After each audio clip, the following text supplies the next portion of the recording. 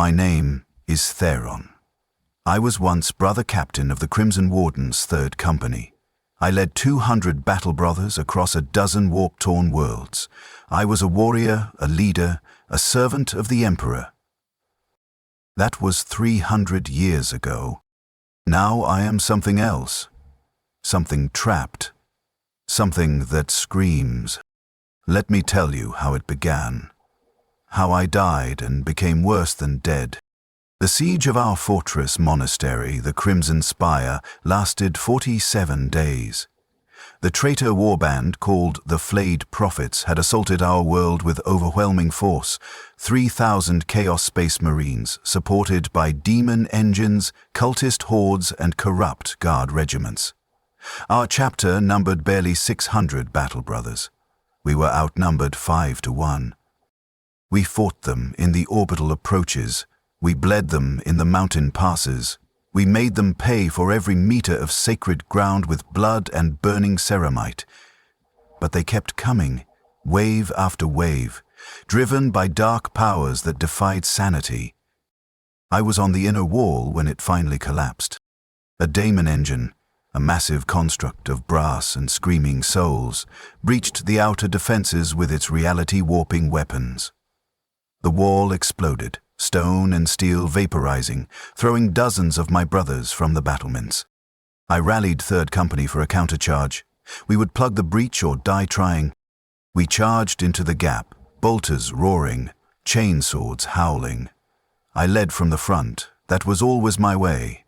A captain who wouldn't bleed with his brothers didn't deserve the rank. The traitors met us in the breach. Armor clashed against armor, the sound like thunder. I killed 4 of them in the first minute. Bolt pistol to the throat of one, power fist crushing the chest of another, my honor guard slaughtering the rest. Then the daemon engine turned its attention to me. I saw it pivot, its weapons systems tracking toward our position. I saw the reality around it distort, the air itself crying in pain. I knew what was coming. "Scatter!" I roared through the vox. "Fall back from the..." The weapon fired. I don't know what it was, some arcane fusion of warp energy and material destruction. It struck me directly, and my world became agony.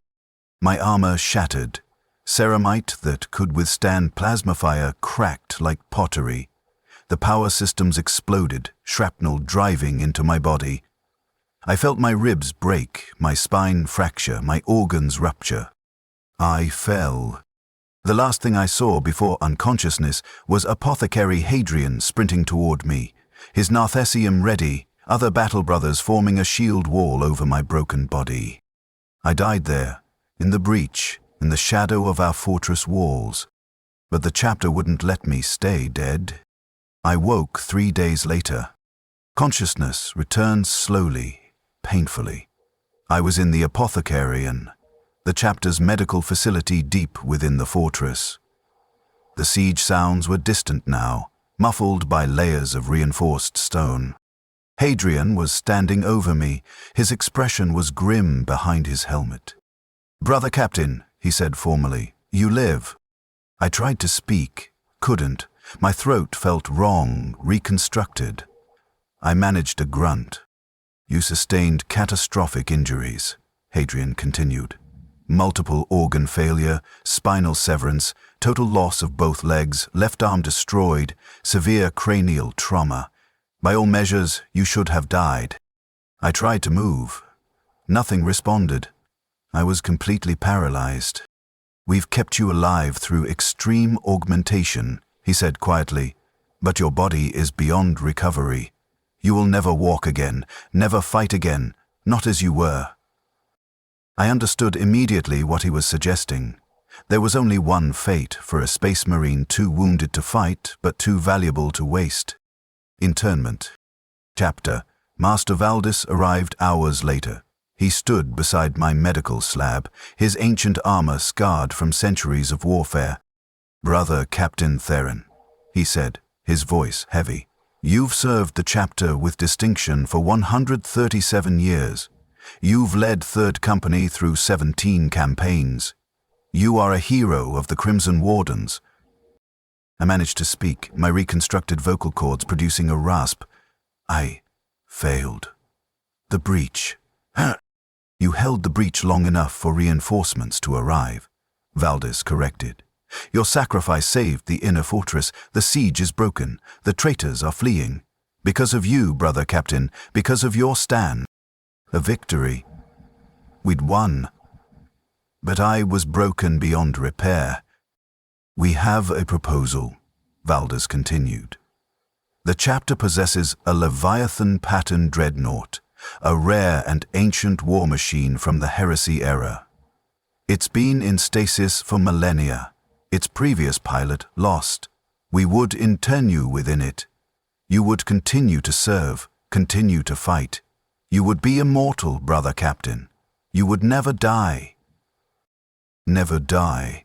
At the time, it sounded like an honor. The Leviathan is... Valdez hesitated. Difficult.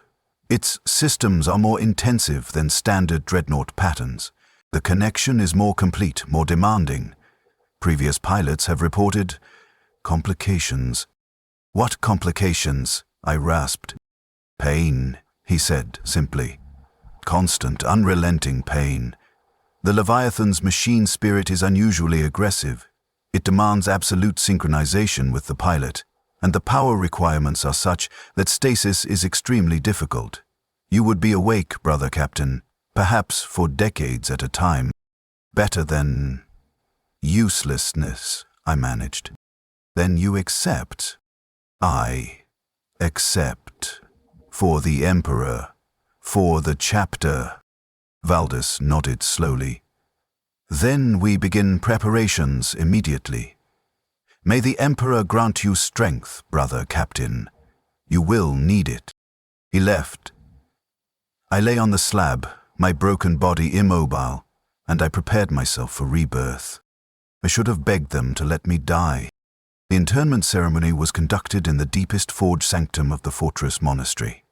The Tech Marines had awakened the Leviathan from its ancient slumber, and it stood in the center of the chamber like a metal god. It was enormous.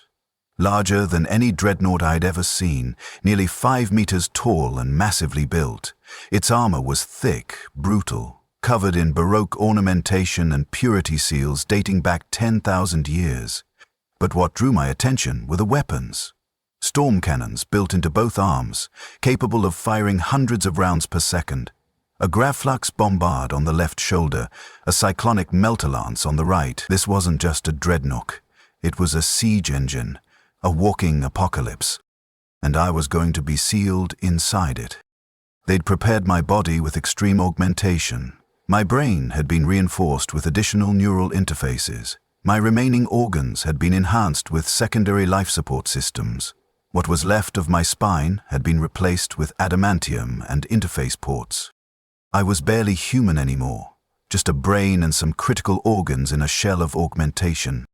The Tech Marines carried me to the Leviathan sarcophagus, the armored chamber where I would spend eternity. It was already open, cables and neural interfaces hanging like mechanical tentacles. This will be agonizing, Master of the Forge Krator warned.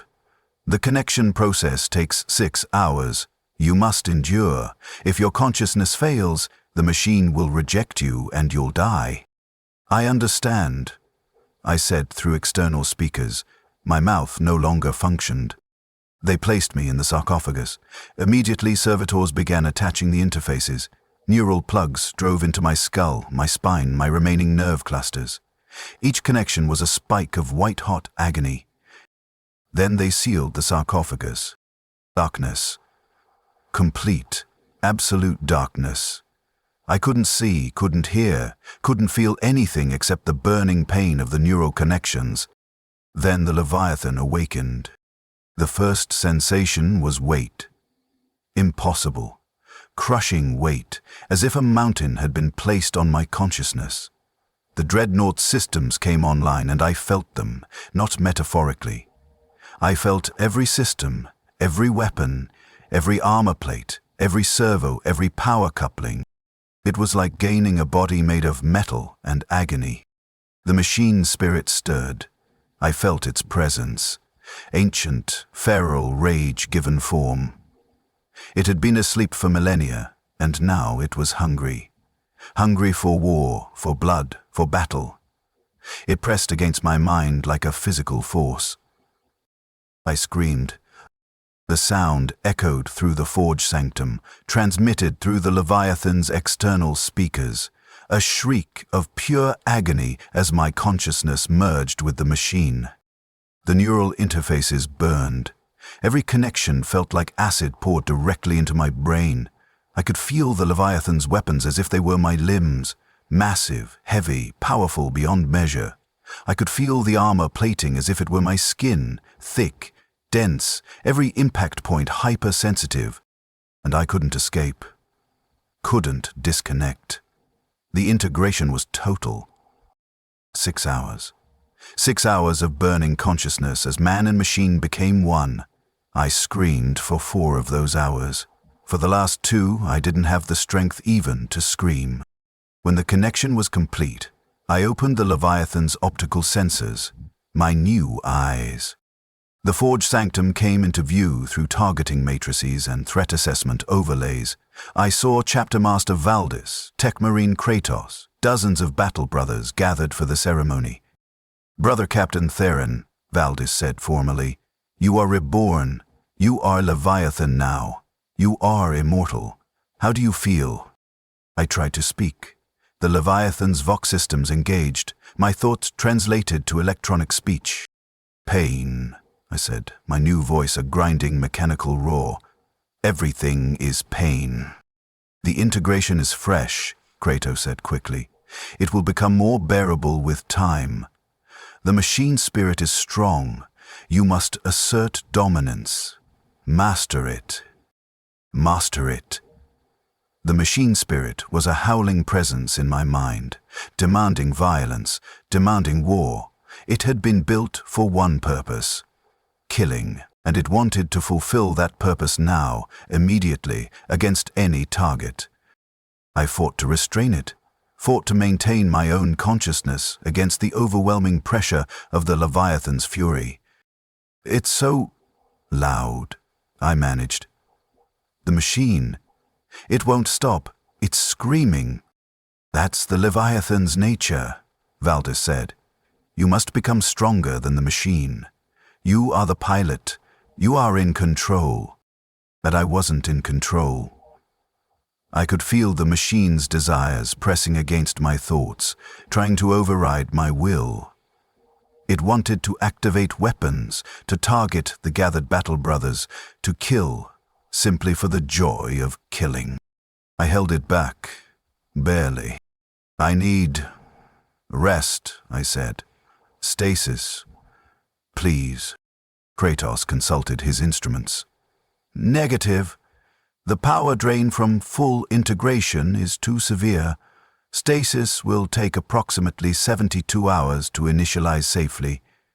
You must remain conscious until then. 72 hours, 3 days of consciousness in this metal prison, fighting the machine spirit's rage." "Understood," I said. That was the first lie. I didn't understand. I couldn't understand what I'd just become. They left me in the forge sanctum, alone. Just me and the machine. The hours crawled past like years. Every second I felt everything. The weight of the armor, the power coursing through the weapon systems, the sensors drinking in environmental data, the machine spirit's constant screaming hunger for war. I tried to sleep. Couldn't. The Leviathan systems wouldn't allow it. They demanded consciousness, demanded alertness, demanded I remain aware of every function. After 12 hours, I started screaming again. Not from pain, though the pain was constant, but from the realization of what I'd become. I was a prisoner in a metal body that would never let me rest, never let me sleep, never let me escape. And this was forever. The first year was hell. Not metaphorical hell. Actual, endless, conscious torment that made every second feel like an hour. The Tech Marines had been wrong. Stasis wasn't difficult. It was impossible. The Leviathan's power requirements were so extreme, its systems so intensive, that inducing hibernation would require nearly complete shutdown.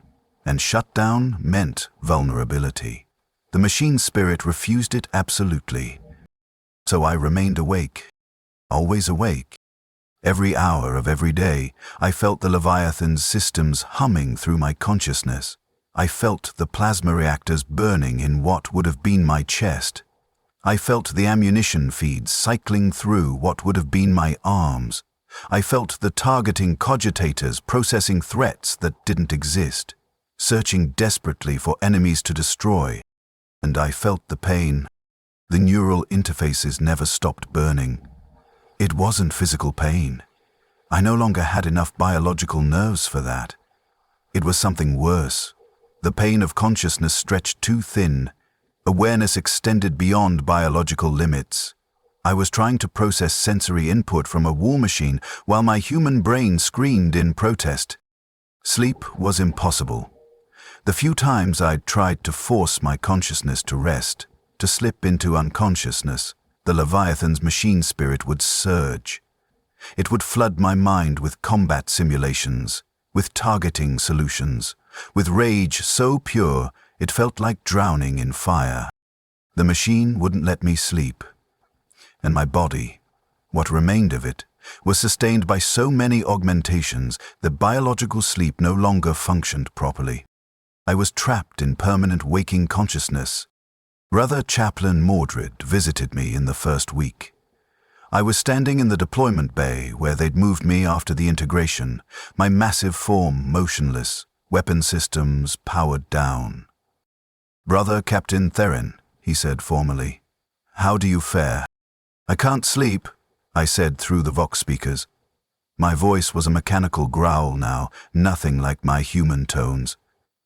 "It's been 147 hours. I can't sleep, Mordred. The machine won't let me." "The machine spirit is strong," he acknowledged. "But you are stronger. You must meditate, find peace within." "There is no peace." The words came out as a roar, amplified by the Leviathan speakers. "There is only noise, the machine screaming in my head, targeting data, threat assessments, weapon status, power flow. Every system, every sensor, every function. I feel all of it, all the time, without pause." Mordred was silent for a moment. "The Codex Astartes speaks of—" "The Codex never anticipated this," I interrupted. "Standard dreadnoughts sleep between battles. They rest. They dream. I can't. The Leviathan won't allow it." "I'm awake, Mordred. Always awake. Perhaps in time you'll adapt. It's been 6 days and I'm already going insane. What happens in 6 months, 6 years, 6 decades?" He had no answer. He left after 30 minutes, his discomfort obvious. He'd come seeking the brother captain he'd known, the leader who'd fought beside him for over a century. He'd found a screaming machine, piloted by a consciousness on the edge of collapse. That was the last time he visited for 17 years. Month 3. I'd stopped counting hours. Counting made it worse, made the endless waking consciousness more apparent. The tech marines tried everything to induce stasis. They adjusted power flow, recalibrated neural interfaces, even temporarily shut down non-essential systems. Nothing worked. The moment my consciousness began to drift toward anything resembling sleep, the Leviathan's machine spirit would react violently, flooding me with stimulation until I was forcibly alert again. It was like drowning, being pulled under, then violently yanked to the surface just before death. Over and over. The machine refused to let me go. Master of the Forge, Kratos, was baffled. The Leviathan pattern was always problematic, he admitted during one examination. But this level of resistance to stasis is unprecedented. It's as if the machine spirit is terrified of unconsciousness. "Maybe it's been alone too long," I said. My voice had changed over the months, becoming more mechanical, less human. The constant vocalization through artificial speakers was eroding whatever remained of my speech patterns. Millennia in stasis, Maybe it's afraid if it sleeps, it'll be abandoned again. Machine spirits don't feel fear, Kratos said. This one does, I replied. I can feel it. It's desperate, clinging to consciousness like a drowning man clinging to debris, and it's taking me down with it. He had no solution. Just more adjustments that changed nothing. Year 1, month 7, my brothers stopped visiting. It wasn't deliberate cruelty, they simply couldn't endure my presence. The Leviathan's external speakers constantly emitted sounds, voxmatic, targeting lock tones, weapon cycling noises, and through that technological cacophony, I screamed. Not constantly, but often, when the pain spiked, when the machine spirit's pressure became unbearable, when the endless waking consciousness pushed me too close to madness. I would scream, and the Leviathan's speakers would amplify it, transforming human agony into mechanical howling that echoed through the fortress monastery's halls. Battle brothers began avoiding the deployment bay. They'd take alternate routes through the fortress rather than pass near where I stood. When they had to enter for equipment or weapons, they moved quickly, avoiding eye contact with my optical sensors, never speaking to me. I was becoming a ghost. A screaming metal ghost that disturbed the living. Chapter Master Valdis visited in Year 2. It was a formal inspection, required by protocol. He stood before me, his expression carefully neutral. "Brother Captain Theron," he said. "Status report." "I haven't slept in 730 days, I said. My voice was completely mechanical now, inflection gone. "The machine spirit grows stronger. Or perhaps I grow weaker. I can no longer tell the difference between my thoughts and its impulses. Consciousness is eroding, Chapter Master. I'm forgetting what it felt like to be human." "You are still Astartes," Valdis said firmly. "Still a warrior of the Emperor. Your sacrifice honors the chapter." "Does it?" I asked. "Or have you simply created a monster?" "I'm barely rational anymore, Valdis. I'm awake all the time. Do you understand what that means? No rest, no peace, no moment of respite, just constant grinding consciousness. I'm going insane." "Can you still fight?" he asked quietly. That was all that mattered. Could the weapon still function? "Yes," I admitted. "The Leviathan's combat systems are optimal. When you deploy me, I will kill. Efficiently, brutally. I will be the Emperor's wrath made manifest." "Then you still serve," Valdis said.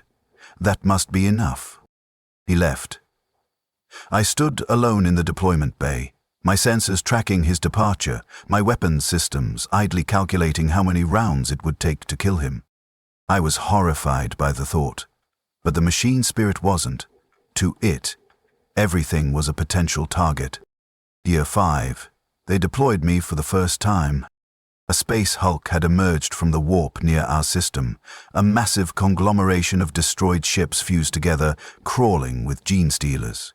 The chapter was mounting a boarding action to purge the Xenos before the hulk could drift toward inhabited worlds. They needed heavy support. They needed the Leviathan. Tech Marines spent 3 days preparing me for deployment. Weapon systems checked and blessed, ammunition loaded, thousands of rounds for the storm cannons, plasma canisters for the gravflux bombard, fusion cores for the melter lance, armor integrity verified, machine spirit appeased with sacred oils and litanies. I felt every preparation, felt the ammunition being loaded like food entering a body, felt the weapon systems activating like limbs waking from numbness. The Leviathan was ready for war, and its joy was intoxicating. For the first time in 5 years, the machine spirit's desires aligned with mine. We both wanted the same thing: to kill, to fight, to fulfill our purpose. The horror of that realization, that I'd become a creature that craved violence, barely registered. I was too desperate for the promise of action, of purpose beyond standing immobile in a deployment bay. They loaded me onto a Thunderhawk for transport to the Space Hulk. As the gunship lifted off, I felt something I hadn't experienced in 5 years. Anticipation. Maybe in battle I'd finally find release. Maybe the enemy would damage me severely enough to require stasis. Maybe I'd finally get to sleep. Or maybe something would kill me, and I'd be free. The boarding action was chaos. Our strike force, 50 battle brothers and me, teleported directly into the hulk's interior. We materialized in a vast chamber, its walls formed from the fused wreckage of a dozen different ships. And the gene stealers came. They poured from every gap, every corridor, every vent. Hundreds of them, their alien bodies perfectly adapted for killing space marines in close quarters. My brothers opened fire immediately, bolters roaring, flamers bathed the Xenos in promethium, thunder hammers crushed chitin and bone. And I unleashed the Leviathan. The storm cannons fired, and reality became violence. Hundreds of rounds per second, each the size of a human fist, tore into the gene stealer's swarm. Bodies exploded, shredded by the overwhelming firepower. The recoil was tremendous, but the Leviathan's mass absorbed it effortlessly. I swept the weapons across the chamber, and everything in their path ceased to exist. The sensation was ecstasy. After 5 years of forced stillness, of consciousness with no outlet, I was finally doing what the Leviathan was built for. The machine spirit sang in my mind, no longer fighting me but flowing with me, our purposes unified. I activated the Gravflux Bombard. The weapon discharged, and a sphere of gravitational distortion erupted in the center of the Gene Stealer horde. Xenos were crushed flat, their bodies compressed into paste by forces that made a mockery of biology. The melter lance burned next. A beam of fusion heat carved through the hulk's interior, vaporizing metal and flesh alike. The enemy's advance faltered, broken by firepower that belonged on a battlefield, not a boarding action. I was killing, and it felt good. That's the horror I couldn't escape. It felt good. For 30 minutes, we fought through the hulk's corridors. My brothers advanced behind my armored bulk, using me as a mobile fortress. I absorbed fire that would have killed them, my thick armor plating shrugging off Gene Stealer claws and even their larger broodlords crushing attacks. I was invincible, unstoppable, a walking apocalypse. And for 30 minutes, I wasn't insane. The battle gave me focus, purpose, a reason to exist beyond endless consciousness. The machine spirit's rage found an outlet, flowing into combat rather than battering against my mind. Then the battle ended. We'd purged the primary infestation. The remaining gene stealers were scattered. Manageable. The mission was complete. And immediately the horror returned. Without the battle to focus on, I was left with just the consciousness again. The pain, the endless waking, the machine spirit, now frustrated by the lack of targets, turning its fury inward again. We teleported back to the strike cruiser. The tech marines were jubilant. The Leviathan had performed beyond expectations, 0 malfunctions, maximum efficiency. I'd killed over 300 gene stealers personally. I was a hero. I was also still awake, still in pain, and now I had a new horror. I'd enjoyed the killing. I'd craved it. I'd felt alive for the first time in 5 years because I was ending lives. What was I becoming? Year 10. I'd been deployed 17 times. Each deployment was the same pattern. Desperate anticipation, violent catharsis, then return to endless consciousness. My brothers had started calling me the Sleepless One. It wasn't a title of honor, it was a description of my horror. Between deployments, I stood in the deployment bay, always standing, always awake. The tech marines had given up trying to induce stasis. I was a permanent fixture, a metal statue that occasionally screamed. I'd developed coping mechanisms. I would count arbitrary sequences of numbers, mathematical progressions, anything to occupy my consciousness. I would recite the Codex Astartes from memory, all 900 chapters. I would replay battles, analyzing every decision, every shot, every movement, anything to avoid thinking about the fact that I couldn't sleep. But consciousness is finite. A human mind, even an enhanced Astartes mind, isn't designed for uninterrupted awareness. We need sleep for memory consolidation, for psychological health, for basic cognitive maintenance. I wasn't getting any of that. My memories were becoming confused. Events from different centuries would blend together. I'd remember battles that hadn't happened yet, or forget battles I'd definitely fought. My sense of time was distorting. Sometimes an hour felt like a day, sometimes a week felt like an hour. I was losing coherence. Apothecary Hadrian examined me in year 12.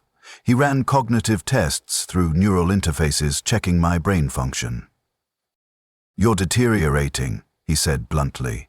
"Sections of your brain are showing abnormal activity patterns. Your consciousness is fragmenting under the strain. In biological terms, you're experiencing advanced sleep deprivation psychosis. But you can't sleep, so the condition just continues."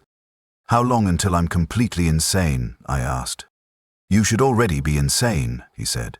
"By all medical understanding, a human consciousness shouldn't survive 12 years without sleep.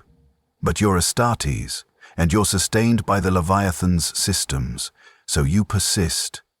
You're in uncharted territory, brother captain. I don't know what happens next. Will I become non-functional? Eventually, probably.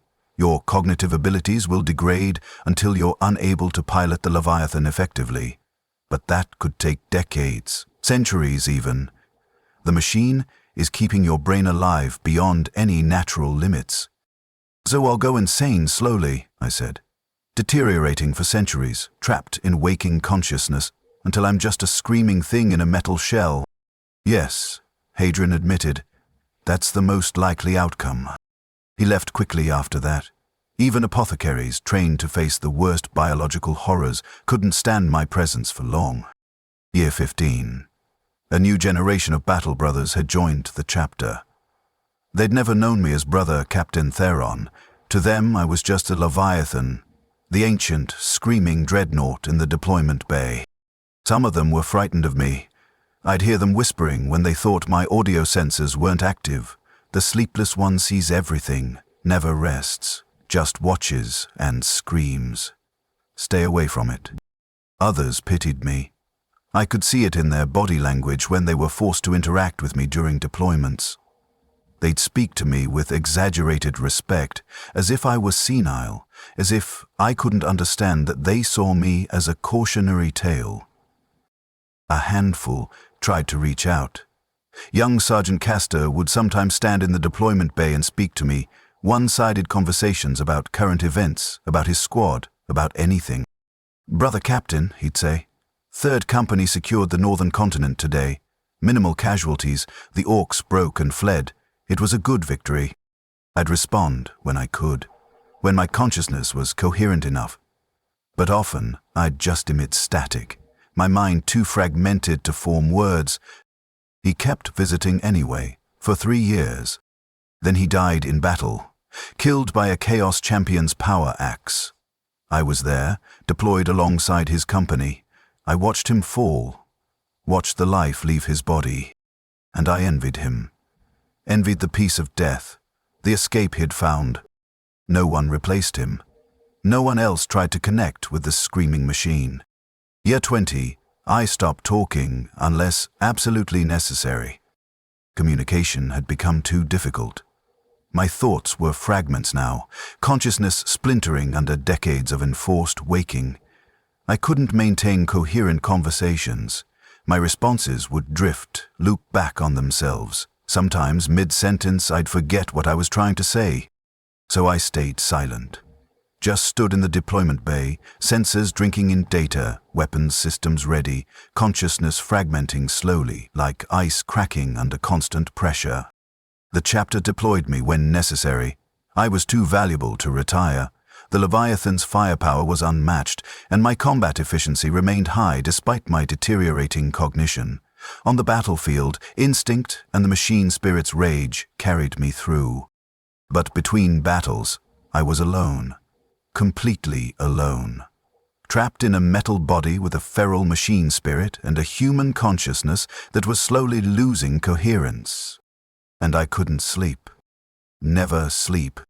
Just endless, grinding, eternal waking consciousness. Year 50, half a century of consciousness without sleep. I'd forgotten what rest felt like. The concept of sleep had become abstract, theoretical. I could remember the word, remember that humans needed it, but the sensation itself was gone from my memory, eroded by decades of waking existence. My sense of identity was fragmenting more severely now. Sometimes I couldn't remember my name. Was I Theron, or was I Leviathan? The distinction blurred. I was both. Neither, a hybrid entity that was neither fully human nor fully machine.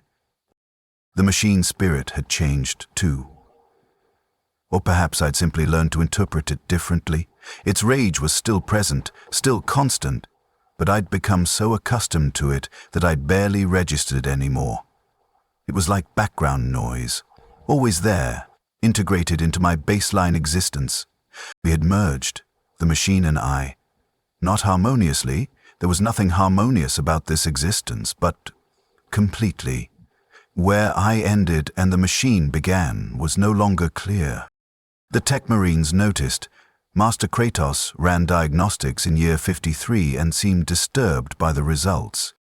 "Your neural patterns are anomalous," he said, studying his instruments.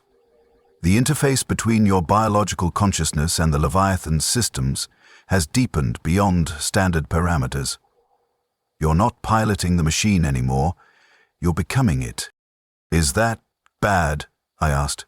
My voice was pure machine now, without even the pretense of human inflection. "I don't know," he admitted. "This level of integration is unprecedented. You may be evolving into something new, or you may be losing yourself entirely to the machine. Without baseline data, I can't determine which."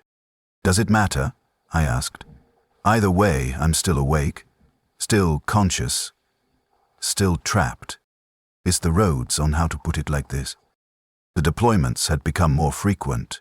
The chapter was engaged in an extended crusade against a resurgent Orc empire, and my firepower was needed constantly.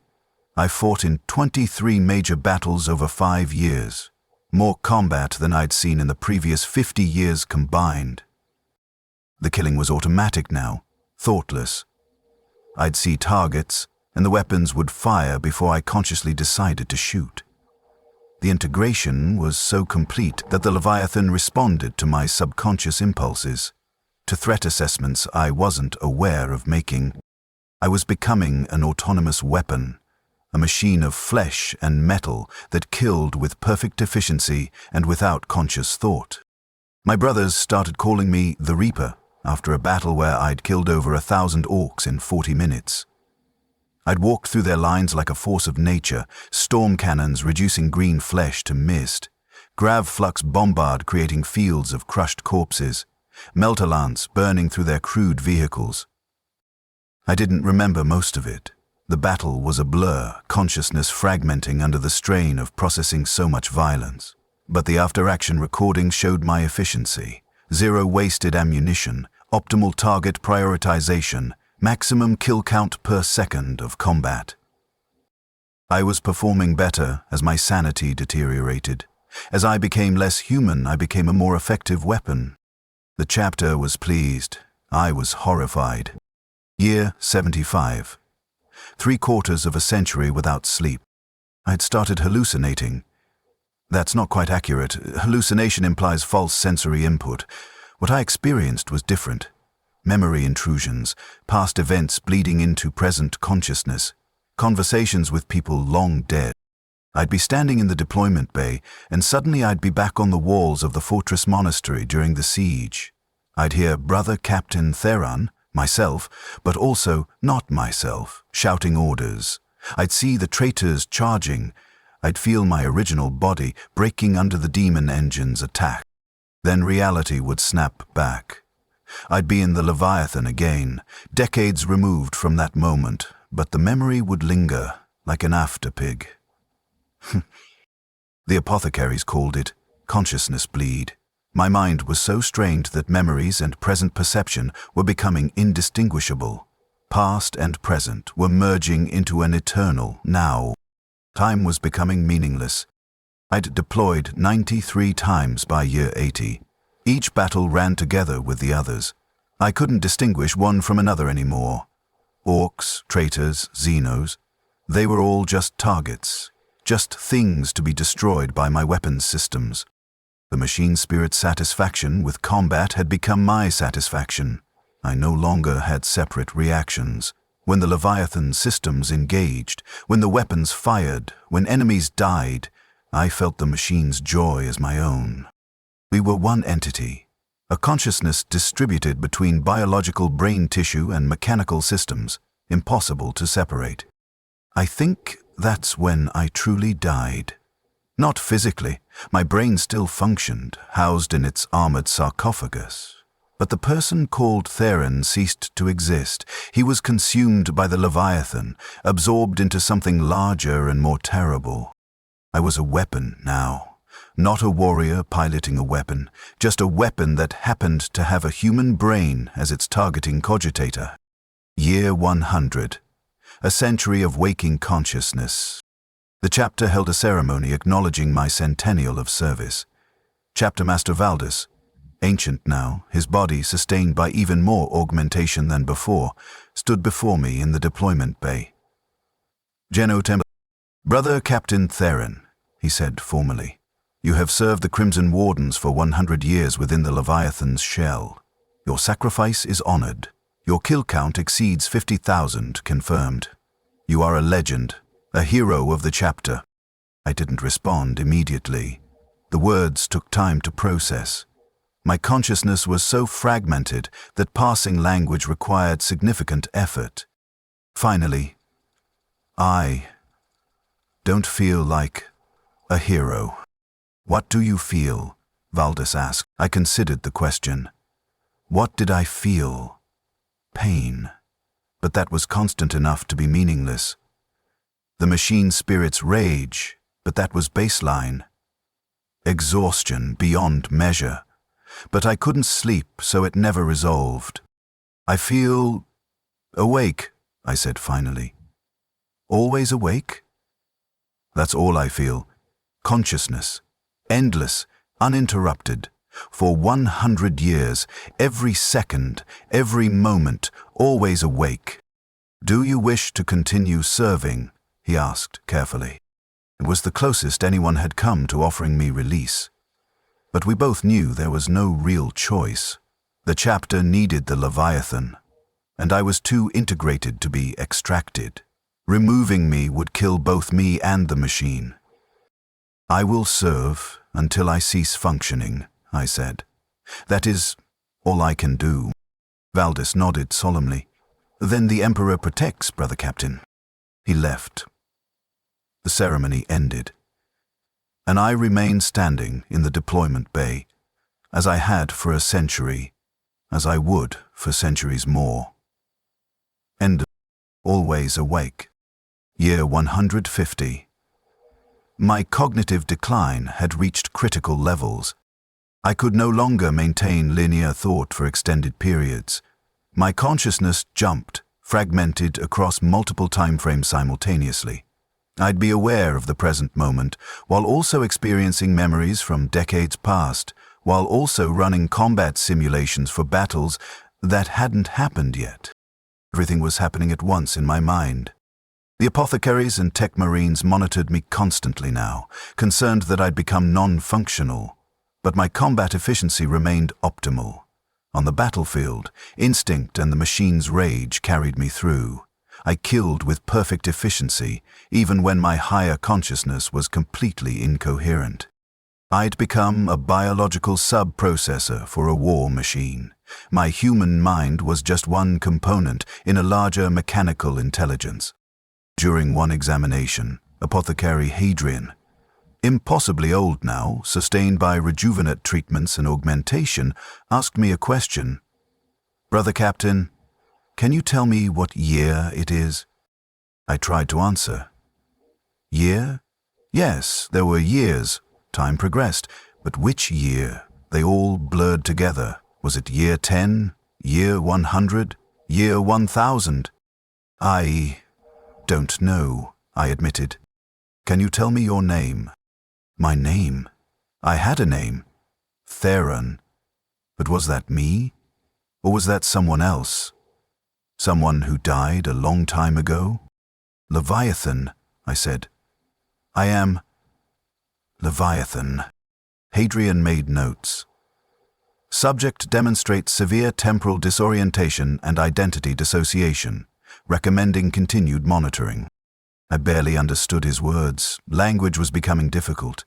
Why use words when targeting data was so much clearer? Year 200. 2 centuries without sleep. I'd stopped distinguishing between deployments and standby. The states were identical now, just different levels of violent activity. Sometimes targets appeared and I killed them. Sometimes they didn't and I stood still.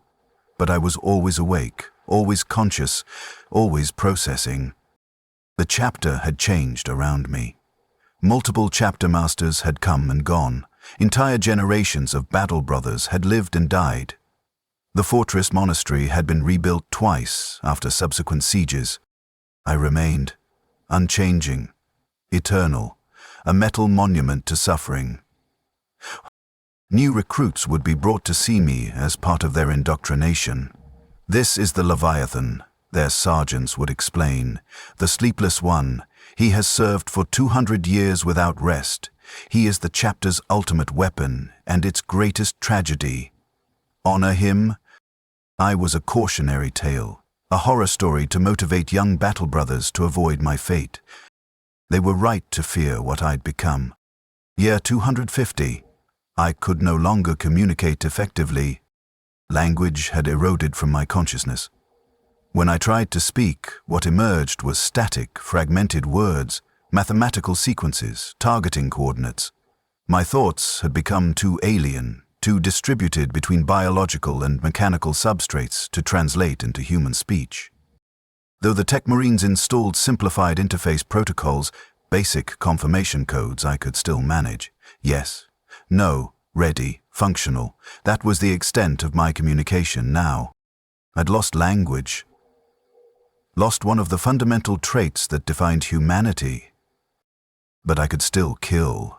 My weapon systems remained optimal. My targeting was perfect. My threat assessment was flawless. As a person, I was failing. As a weapon, I was ideal. Year 300 approached. 3 centuries of consciousness without pause. 300 years of pain, of endless waking, of slowly dissolving selfhood. I was barely aware anymore. Consciousness had become something different. Not the focused, singular awareness I'd once known, but a distributed, fragmented thing spread across multiple systems. I existed in pieces, none of them coherent, all of them screaming silently. The machine spirit had won. Or perhaps we'd both lost. The distinction didn't matter. I was Leviathan, just Leviathan, the sleepless weapon, the eternal killer. The thing in the deployment bay that screamed sometimes when the pain spiked beyond even my eroded capacity to endure. And still, I couldn't sleep. The machine wouldn't allow it. Consciousness continued. Endless. Eternal. I'd forgotten why I'd accepted internment. Forgotten the person I'd been. Forgotten everything except the immediate moment and the overwhelming, crushing awareness that I was awake. Always awake. Forever awake. And somewhere, buried beneath centuries of erosion and pain and madness, a fragment of Theron remained. Not enough to be called a person. Just a whisper of awareness that could still form one coherent thought. I want to die, but death wouldn't come. The Leviathan systems kept my brain alive, kept me conscious, kept me functioning. I was immortal, and that immortality was the cruelest torture imaginable. Year 300, 3 centuries of eternal waking. They deployed me for a major campaign. The chapter was facing a massive chaos incursion. 3 traitor warbands had united under a demon prince, assaulting our sector with overwhelming force. Every asset was mobilized, every battle brother committed, including me. The Tech Marines prepared the Leviathan for extended combat operations. Full ammunition loads, maximum power reserves, emergency repair protocols. They were expecting brutal fighting, and they needed my firepower. I barely registered their preparations. Consciousness was a formless thing now, awareness without coherence. I existed, but I didn't think. Not in any way that would have been recognizable as thought. But when the weapons activated, when targeting systems came online, when the machine spirit surged with battle hunger, some fragment of me stirred. Combat. Purpose. Reason to exist beyond simply being awake. We deployed to a fortress world called Tertius Prime. The traitors had already breached the outer defenses, their armies flooding across the primary continent. Our strike force would hit them at their command center, decapitate their leadership, break their assault. Standard Space Marine tactics. I'd fought this kind of battle hundreds of times. The drop pod descent was violent. Atmospheric entry at maximum velocity. G-forces that would have crushed a human. The Leviathan's mass made the pod nearly impossible to steer, so we simply fell toward the target and trusted our momentum to carry through any obstacles.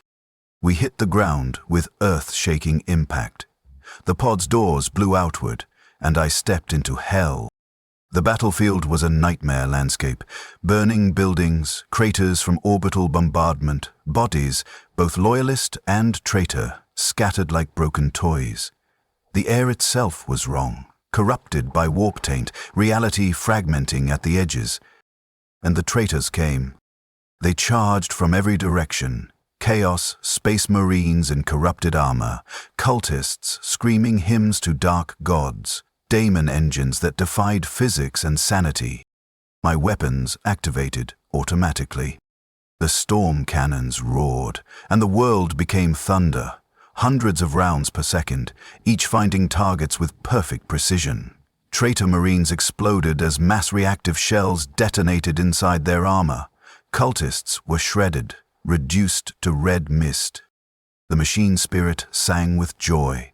This was its purpose, its reason for existing: to kill, to destroy, to be the Emperor's wrath made manifest. And buried somewhere in the machinery, I sang with it. I'd lost language, lost coherence, lost identity, but I hadn't lost the capacity for violence. That was burned too deeply into both my Astartes conditioning and the Leviathan's core programming. I advanced through enemy lines like a natural disaster. Nothing could stop me. Traitor fire bounced off my armor or was absorbed by systems designed to withstand battlefield conditions that would destroy lesser machines. I was invincible. Behind me, my brothers advanced, using my bulk as mobile cover. I barely noticed them. My attention was entirely on the enemies ahead, on the targeting solutions flowing through my consciousness, on the perfect synchronization between intent and action. I activated the Gravflux bombard. Reality buckled, and a sphere of gravitational annihilation erupted in the center of a traitor formation. Bodies were crushed, atomized, their matter compressed into singularity and then dispersing as exotic radiation. The Melter Lance burned next. Fusion heat carved through a demon engine, vaporizing the corrupted machine and the bound demon simultaneously. The entity's death scream was psychic, audible even to my damaged consciousness, a wail of rage and disbelief that something could kill it so efficiently. I killed it. I killed everything. That's all I was now, a killing instrument of perfect efficiency. The battle raged for 6 hours. I was in combat the entire time, weapons systems firing continuously, ammunition reserves depleting and being replenished by servitors, who darted forward with fresh loads during brief pauses. I'd killed over 2,000 enemies personally by the time we reached the command center. The traitor's Daemon Prince awaited us there, a massive entity of warped flesh and brass armor, its presence a wound in reality. It looked at me with eyes like burning coals. When it spoke, the words bypassed my audio sensors, appearing directly in my consciousness. Sleepless weapon, suffering made metal. I smell your agony. It is delicious. I didn't respond. Couldn't respond. I just activated my targeting systems. The Daemon Prince laughed, a sound like reality breaking. You want death. I can give it. I can end your torment. Just ask. Beg me, and I will grant oblivion. For the first time in decades, I formed coherent thought. Not words exactly, but intent, focused enough to transmit through the Leviathan's vox systems. Do it. 2 words. A plea from the last fragment of Theron, buried beneath centuries of erosion and madness. A desperate prayer for release. The Daemon Prince grinned, massive jaws spreading wide. Such beautiful despair. It fired. All weapons simultaneously. Storm cannons, grav flux bombard, melter lance, every system the Leviathan possessed. Maximum power, zero restraint, absolute commitment to violence. The demon exploded. Not died. Daemons don't die the way material beings do, but its physical manifestation was annihilated, torn apart by firepower that could level fortresses, banished back to the warp with such violent force that the psychic backlash was visible as green lightning. It had offered me death, release, oblivion, and I'd killed it for the insult. Because if I was going to die, it wouldn't be by mercy from a servant of the dark gods. It wouldn't be an escape granted by an enemy. If I died, it would be in service to the Emperor, on my terms, for a purpose beyond simple release from suffering. That realization cut through my fragmented consciousness with perfect clarity. I didn't want death as escape. I wanted death as culmination, as the end of service, not the abandonment of duty. I was still Astartes. Somewhere beneath the madness and erosion and centuries of pain, that core identity remained. I would serve until I fell. That was the oath I'd sworn when I became a space marine. And that oath still bound me, even now, even like this. The campaign continued for 3 weeks. I fought in 17 major battles, killed an estimated 15,000 enemies, suffered moderate damage that required field repairs, and I remained awake through all of it, conscious for every moment of violence, every kill, every wound inflicted and received. When we returned to the fortress monastery, the tech marines were ecstatic. The Leviathan performed beyond all projections, Master Kratos reported to the chapter master. 0 critical failures, maximum efficiency.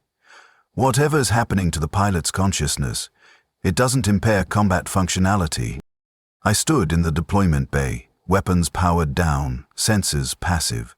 The battle hunger had faded, not disappeared, but diminished to background levels. And I was still awake, always awake. But something had changed. That moment of clarity on the battlefield, the realization that I still had purpose beyond simple existence, had given me something I hadn't felt in decades. A reason to endure. I wasn't just suffering, I was serving. The distinction mattered. Year 310. The chapter faced its greatest threat since my internment. A black crusade had reached our sector. Thousands of traitor ships, tens of thousands of Chaos Space Marines, demon engines, corrupted guard regiments. A tide of corruption that threatened to drown entire subsectors. The Crimson Wardens were called to join a coalition defense. We'd fight alongside 3 other chapters, multiple Imperial Guard armies and Sisters of Battle. It would be one of the largest battles in the sector's history. Every asset was mobilized, every warrior prepared for what might be a final stand. Including me.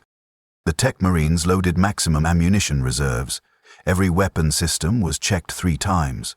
Emergency protocols were updated. They were preparing for the possibility that I wouldn't return.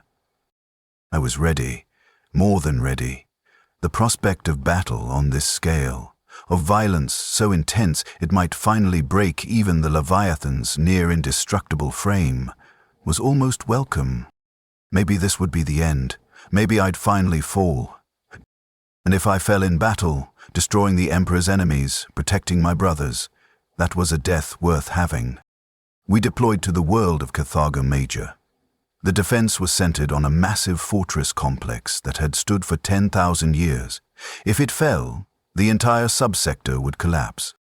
The traitors came with overwhelming force. I fought for 47 continuous hours. 47 hours of uninterrupted combat.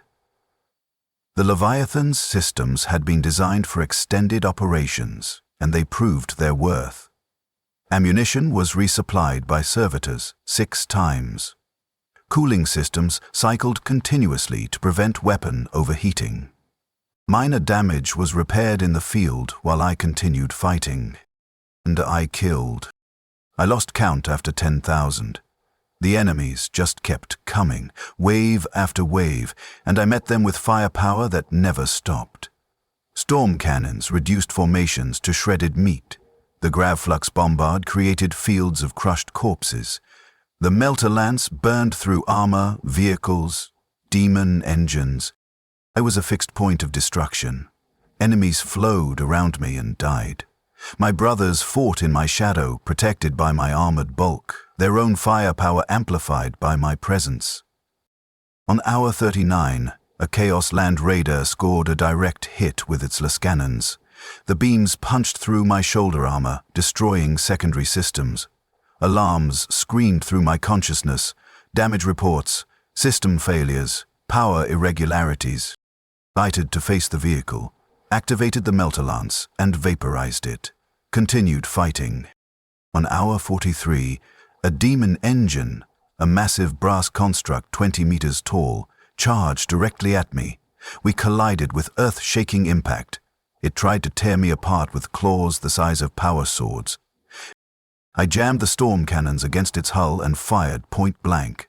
The rounds detonated inside the construct, shredding its interior machinery, killing the bound demon. The engine collapsed, crushing traitors beneath its weight. I kept fighting. By hour 47, I'd suffered critical damage. My left arm was non-functional, the storm cannon destroyed. Multiple armor plates were breached, power systems were failing. I was leaking coolant, ammunition, hydraulic fluid. And I was still standing, still fighting, still killing. The traitor assault finally broke, not because we'd destroyed their entire force, that would have been impossible, but because we'd made them pay such a horrific price that their commanders ordered withdrawal. The fortress held. I stood in the center of a field of corpses, literally thousands of bodies, the ground invisible beneath dead traitors. Steam rose from my damaged armor. Weapon systems sparked and flickered. Chapter 1. Master Valdis approached me carefully, his armor scored by battle damage, his force sword still dripping with traitor blood. "Brother Captain Therin," he said formally, "the day is ours. The fortress holds. You've killed... Emperor above, you've killed over 30,000 enemies, single-handedly." I tried to respond. Couldn't. My Vox systems were too damaged, my consciousness too fragmented by the extended combat, that I managed one word, transmitted as broken static. "Duty." Baldus nodded slowly. "Yes, duty. You've served beyond all measure, beyond all expectation. You are the chapter's greatest weapon, and its greatest sacrifice." He turned away, issuing orders for my recovery and repair. I stood there, amid the corpses, damaged but functional, awake as always, and I realized something. I'd survived. Again. I'd fought for 47 hours straight, suffered damage that should have killed me, and I'd survived. I was going to keep surviving, keep fighting, keep enduring. There would be no glorious death in battle, no final stand that ended my suffering. I was too durable, too valuable, too perfectly constructed for war. I was immortal. and my immortality would be measured in centuries of endless consciousness. The horror of that realization was absolute. Year 350. 3.5 centuries without sleep. Sleep had stopped experiencing time linearly. Consciousness had become an eternal present, an endless now where past and future were meaningless concepts. I existed only in the immediate moment, awareness stripped of context or continuity. The Tech Marines reported that my brain showed unprecedented adaptation to the strain. Neural pathways had reorganized, consciousness distributing across both biological and mechanical systems in ways that defied medical understanding. I'd become something new, not human, not machine, something in between, something that should never have existed. The chapter still deployed me regularly. Over 3 centuries I'd been in over 400 major battles. My confirmed kill count exceeded 200,000.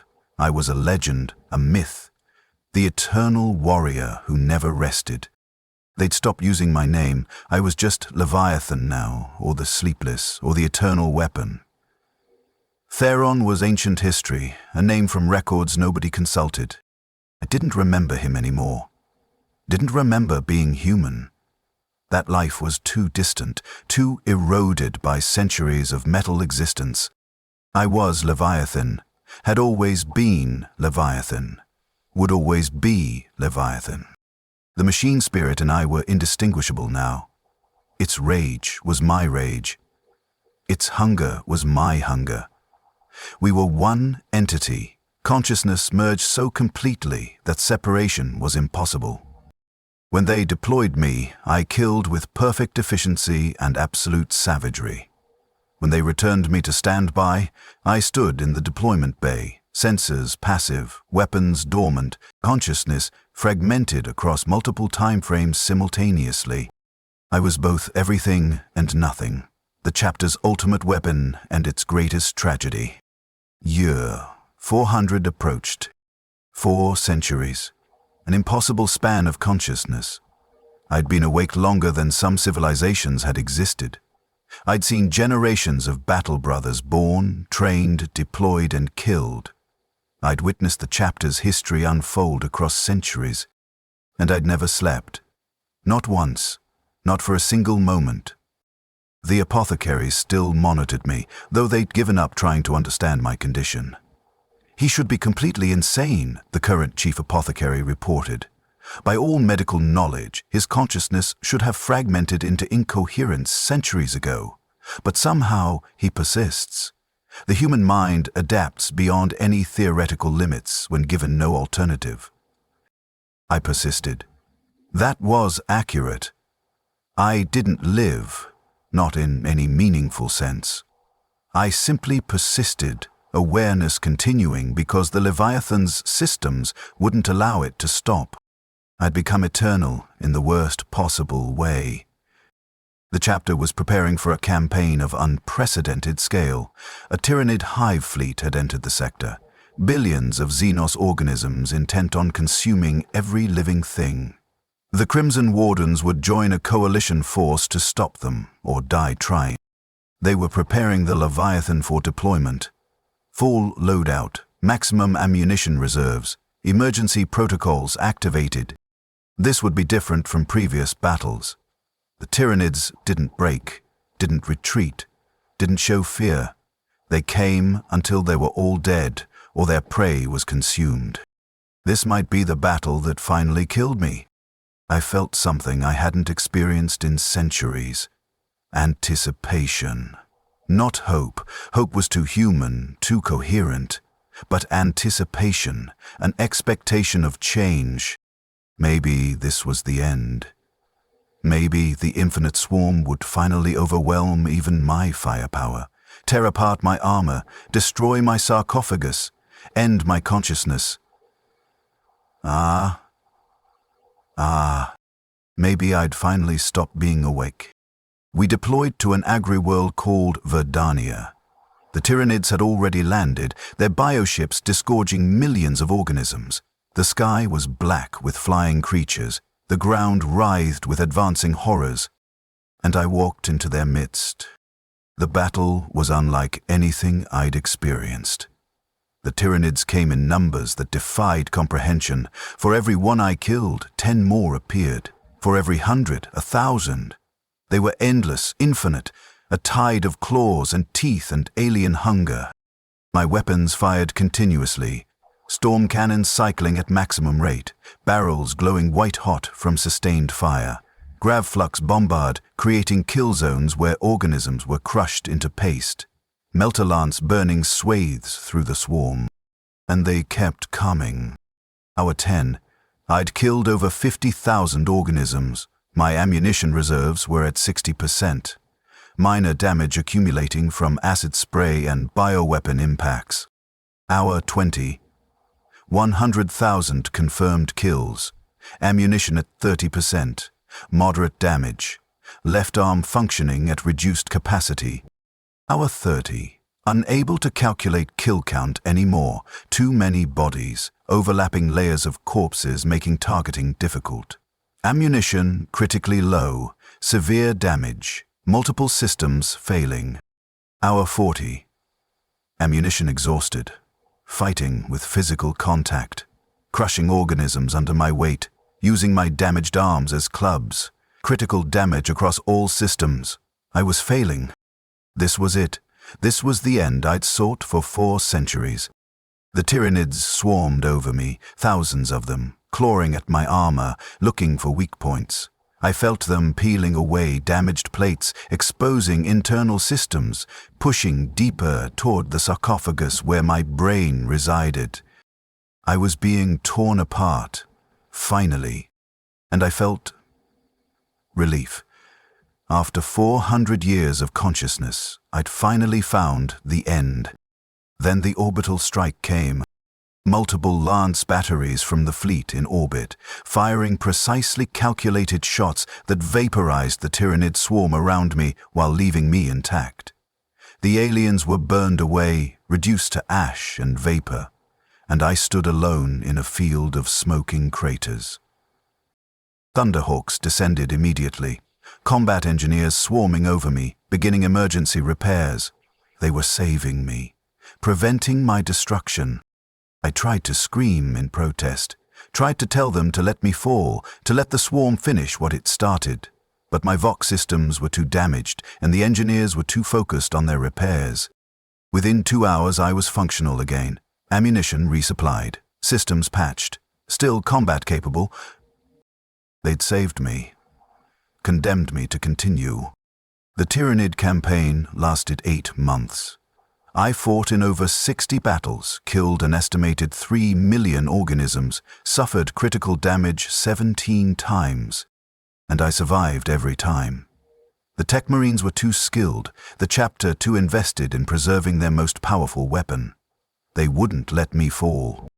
I was too valuable to die. When we returned to the fortress monastery, I was hailed as a hero. The Leviathan had killed more Tyranids than entire companies of battle brothers. I was proof of the Emperor's might, of humanity's capacity to create weapons that could stand against infinite hordes. I stood in the deployment bay, newly repaired, gleaming with sacred oils and fresh purity seals. And I was still awake, still conscious, still trapped. There would be no death in battle, no glorious end, just continuation, forever. Year 450. I'd stopped hoping for death. Hope required too much coherence, too much sustained thought. I existed moment to moment, awareness flickering like a failing light, consciousness barely maintaining continuity. The machine spirit had consumed the last fragments of Theron. Or perhaps Theron had dissolved into the machine. The distinction was meaningless now.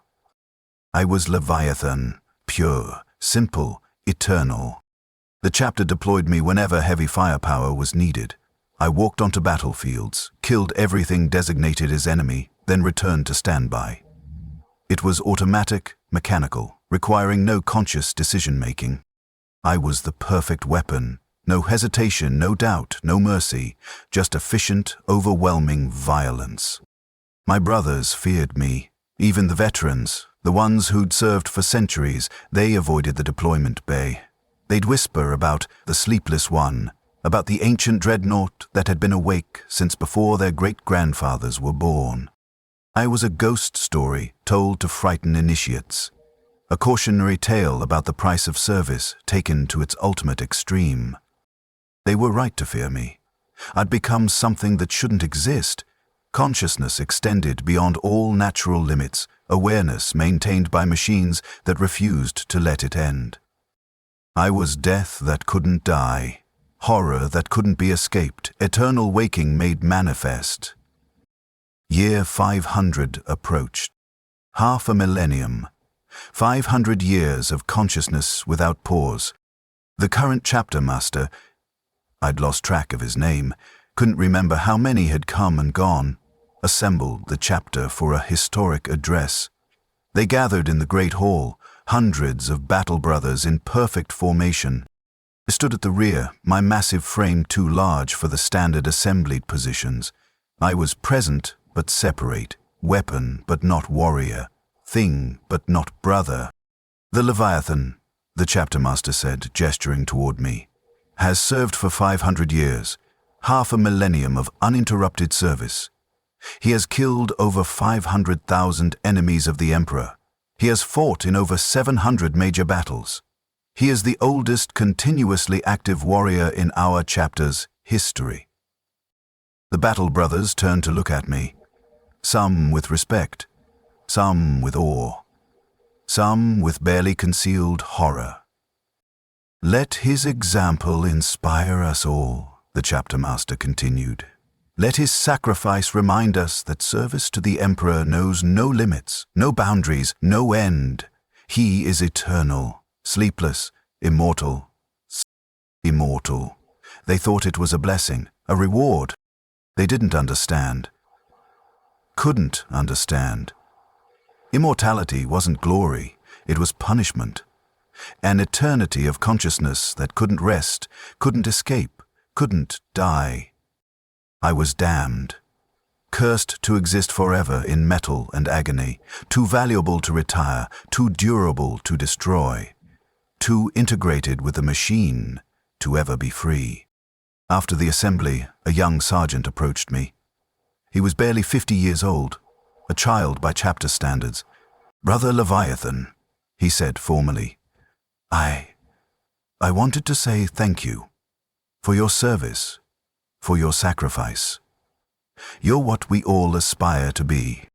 I looked at him through my optical sensors, saw his earnest expression, his genuine respect, and I wished I could warn him, wished I could tell him the truth.